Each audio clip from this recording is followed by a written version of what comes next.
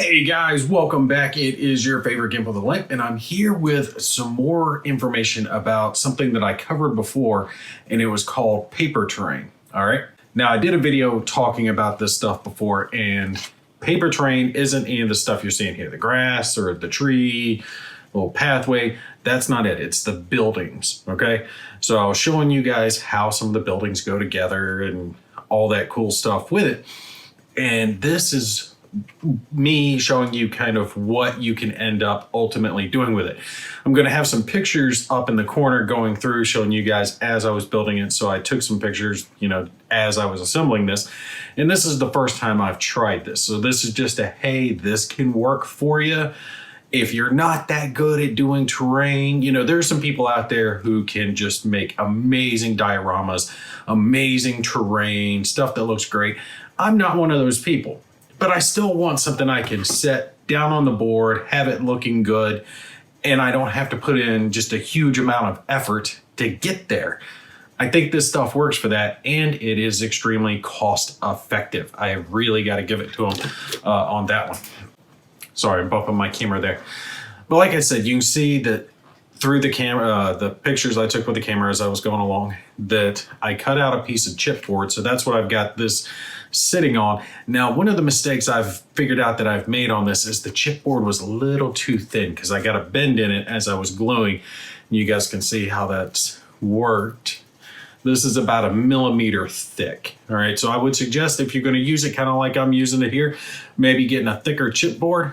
But as a bonus, if you wanted, you could use that thin chipboard to reinforce these buildings if you want to. Okay, you don't have to, they work fine without it. But if you did want to do that, you could literally take the sheet that these come on and paste it down on a chipboard to give it a stronger function, more rigidity. That's only if you want to, you don't have to, just a thought, tossing it out there. But you can see that I took the busted building here and I glued that down to the chipboard. So if the building's blown up, I can simply pull this piece off and it's done. I still need to go back here and put some type of broken flooring or something. I've got to figure out what I'm going to do here to represent that broken piece of the building. But this one does slide right down over top of that. And it gives me a little piece that I can just take and set on the table, whatever terrain that I'm using. I've got plenty of canvas type maps. So if I have a green canvas map, I can set this down and this works. It wasn't hard to do this. I simply cut out the piece of chipboard. I marked out where I wanted my building to be in pencil, marked out where I wanted my little trail, a little walkway coming from the door, used a little bit of crunched up gravel slate, right? And some Mod Podge, painted on the Mod Podge, sprinkled that on, dusted it off. Did the same thing with the grass and then glued a little tree on there just to give it an extra little effect. But you can use other pieces of building. You can use some of the walls that come with this if you want to use that type stuff. Or this is another set because I've been working on different types of 3D terrain, 15 mil terrain that I'm planning on using with things like black powder or Flames of War, but I wanted it to be interchangeable. And thankfully, most of the terrain that you're going to have really will function for either a World War II setting or even an older, 1800 setting, black powder or 1700s, whatever. It'll be close enough that it'll work for both. So this is some pieces from the Waterloo campaign. I'll mispronounce the shit out of this. Hougoumont. Let's say Hougoumont scenario pack. But it's got a whole bunch of buildings in here. This is just one of them. You can see it's the same size, all right, as this little building here. But my little crap paint job on this, and I'm not quite finished with these yet, but I'm close. There's only a few little pieces left that I'm going to do on that. Doesn't stand up anywhere near as good as this. This building looks better. This building's stronger, but it doesn't look anywhere near as good. This building's weaker physically, but it looks 10 times better on the board than this one does. Thing of it is though, is the cost of this is 10 times what this is. All right, especially for the amount that you're going to get, way through the roof difference in prices. So it really comes down to what is more important to you.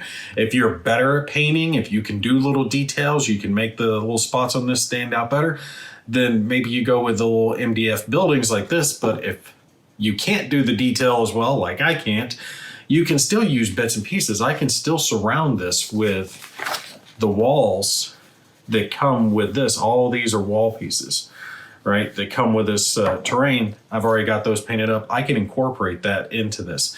Not to mention the PaperTerrain pack that I got has walls in it. So if I want, I can cut out little chipboard pieces and glue those walls to it. Now I haven't built the walls yet, so unfortunately I can't show you guys those just yet, but they're very similar to the ones that are here, same size. Put them on their own chipboard mat, right? And just line it up. Basically make my own, create my own terrain, right? Have them all set out so I can interlock them however I want to create my own little village. Like I was saying though, I used just probably a little too thin of a piece here. Now it is going to be flatter to the board, but unfortunately the moisture of the hodgepodge did cause it to buckle, bend a little bit, which is why I've got the little lollipops down here glued onto it. That way it pulled it back down a little bit, but then it bent up the other way. So that's me. That has nothing to do with the PaperTerrain building itself. But my whole point in showing you guys this is, even if you're not that skilled, if you're not that good at making terrain, or you're not that good at doing all this stuff, you can draw an outline with a pencil easily. You can figure out where you want your building. You can take and dust it with some grass, right? The static grass, dust it with a little bit of whatever you want to use for gravel, that type stuff. Hit it with a Mod Podge, put it on there, you're good, you're done. You can have a table that looks good without having to be a pro painter, without having to have all those types of skills that honestly do take years to build up. It's taken me years to get my hands to where I can hit even small details. All right, like I said, I would just definitely increase the size of this. You can get some chipboard like this. This one is thicker. This is the 2mm thickness. So I would use this maybe as your base piece to put these on, and then you can use the 1mm thickness to reinforce these buildings if you want. And you can get this chipboard cheap as hell. Because one of the things I had talked about before was the fact that these buildings are good, and I really do like the look of them, but they are thinner cardstock. And that was my only drawback for the building, is it was thinner cardstock. But it's so easy to reinforce. You can use chipboard, you can use whatever you want. You can even use stuff like this that come in so many board games. This is something that came out of obviously, I'm having a brain fart. Blackstone Fortress. Took me a sec to get it back in my head. You can see I've cut pieces out of this before that I can use to reinforce this because it's nice and thick cardstock. My whole point though is I can't be the only one who's watched a video before online and looked at it and gone, wow, their terrain looks great. They have a whole miniature village or miniature whatever on the board, and theirs just looks to scale and it's perfect. I wish I could do something like that. Well, you can have something close. Now, obviously, I'm not that good. I'm not going to have something quite that perfect. I'm not that meticulous. But the building looks like a building. Looks good on the board, fully functional, has little pathways, has grass, has trees. I got other trees that I'm going to put on later. Make some little forest out of more chipboard and more of the little static grass. But you do stuff like that. All you need is a hobby knife, some Mod Podge, and the materials that you're really going to put onto it, and you're good to go.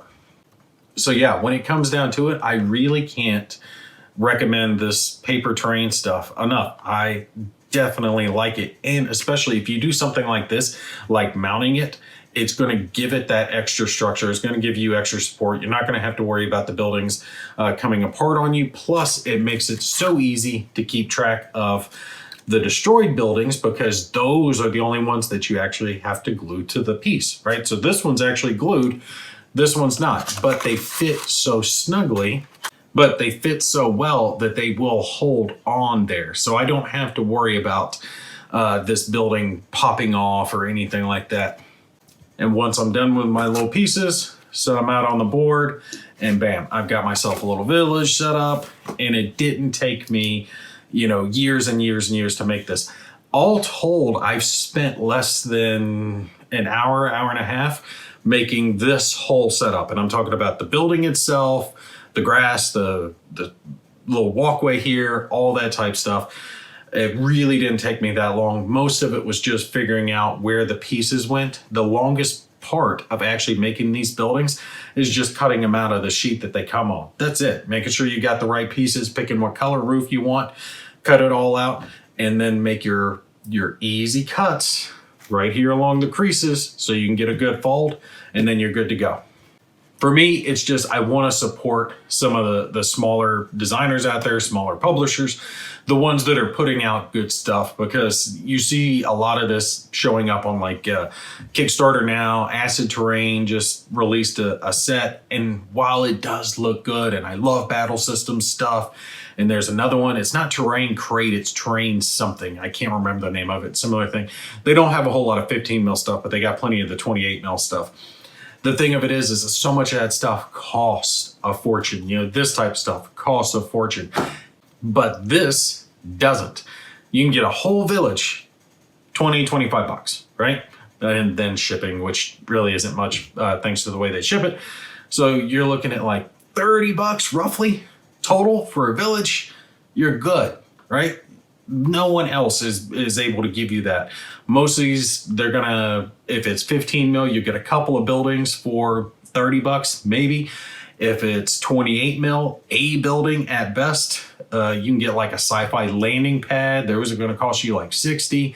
And especially in today's day and age with just as expensive as everything is now, I really do like that someone's out there putting out something that's good quality, that works well for my purposes. It isn't going to break my bank when I got a bunch of young kids running around the damn place.